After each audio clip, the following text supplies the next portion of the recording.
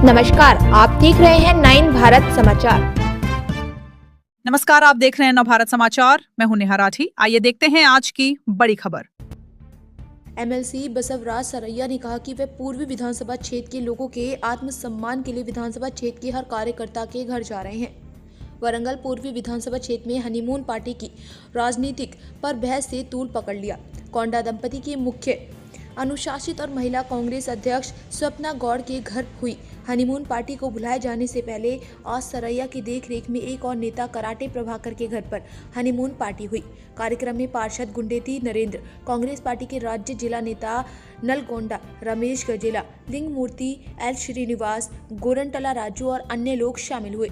इस मौके पर एमएलसी बसवराज सरैया ने कहा कि पूर्वी विधानसभा क्षेत्र में कांग्रेस कार्यकर्ताओं और नेताओं को आत्मसम्मान के लिए मुश्किलों का सामना करना पड़ रहा और उनकी रक्षा करना उनकी जिम्मेदारी है। उन्होंने कहा कि वे कहीं बाहर से आकर यहाँ राजनीति नहीं करते, वे यहीं पैदा हुए हैं और यहीं पले बड़े हैं और वे एक ऐसे नेता हैं जिनका लोगों से जुड़ा है। उन्होंने कहा कि वे पूर्वी विधानसभा क्षेत्र के लोगों की समस्याओं को हल करने के लिए हमेशा सबसे आगे रहेंगे।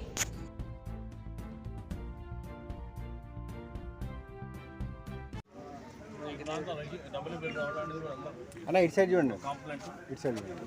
తర్వాత ఇందులో చాలామందికి ప్రభుత్వ పరంగా పట్టాలు ఇచ్చినారు. కాంగ్రెస్ ప్రభుత్వం ఉన్నప్పుడు డాక్టర్ వైఎస్ రాజశేఖర రెడ్డి గారు ముఖ్యమంత్రి ఉన్న సందర్భంలో ఈ ప్రాంతంలో పోలీస్ స్టేషన్ పెద్దలు సిపిఐ జాతీయ రాష్ట్ర నాయకుడు కాళీదాస్ నేతృత్వంలో ఈ ప్రాంతంలో పట్టాలు పట్టాలు కూడా ఇటు సైడ్ చూడండి, ఇటు సైడ్ ఇప్పటికి కూడా మాకు కొన్ని ఇబ్బందులు ఉన్నాయని 2 సంవత్సరాలు ఈ వాడకు నీళ్ళు వస్తలేవాడు. మరి స్థానిక కార్పొరేటర్గా స్థానిక నాయకులతో పట్టించుకోగలుగుతారు. ఇది ఇప్పుడే నేను సంబంధించిన ఎగ్జిక్యూటివ్ ఇంజనీర్తో కూడా మాట్లాడడం జరిగింది. రేపు సంబంధించిన అధికారులు కూడా రేపు వచ్చి ఇన్స్పెక్షన్ చేస్తారు. చాలా సమస్యలు ఏంటంటే చిన్న చిన్న సమస్యలు అవన్నీ కావాల్సిందంటే నీళ్ళు అంటే నీళ్ళు లేకపోతే పొద్దులు లేవంటే నీళ్ళు కావాలి. మనకు నీళ్ళు కావాలి, సాధ్యం కూడా లైట్ కావాలి, మధ్య పరిశుభ్రం లేదు, శానిటైజర్ ప్రతి మనిషి కోరుకున్న 3 తర్వాత ప్రభుత్వం అంటే పొలాలు కమ్మింది. సన్నబియ్యం కొంతమందికి తెల్ల రేషన్ కార్డు తెలంగాణ రాష్ట్రం అయితే సన్నబియ్యం వస్తాయి కదా. మీ గతంలో దొడ్డు బియ్యంగా మేము పంచుకోలేక సన్నబియ్యం వస్తాయని తర్వాత మేమంతా రాజు మరి ఈ కాంగ్రెస్ గవర్నమెంట్ వచ్చిన తర్వాత మాకు ఎన్నో రకాల సాయం చేస్తాము. చాలామంది మాకు స్థానికంగా ఉన్న నాయకత్వం వాటిలో ఉన్న మాకు సహకరించాలి. ఈ సమస్యలు కూడా మరి తీవ్రడానికి అందరూ కలిసికట్టుగా ఉండి ఒక్కొక్కటి ఇంటికి తిరిగితే కామన్గా అన్ని సృష్టిస్తాయి.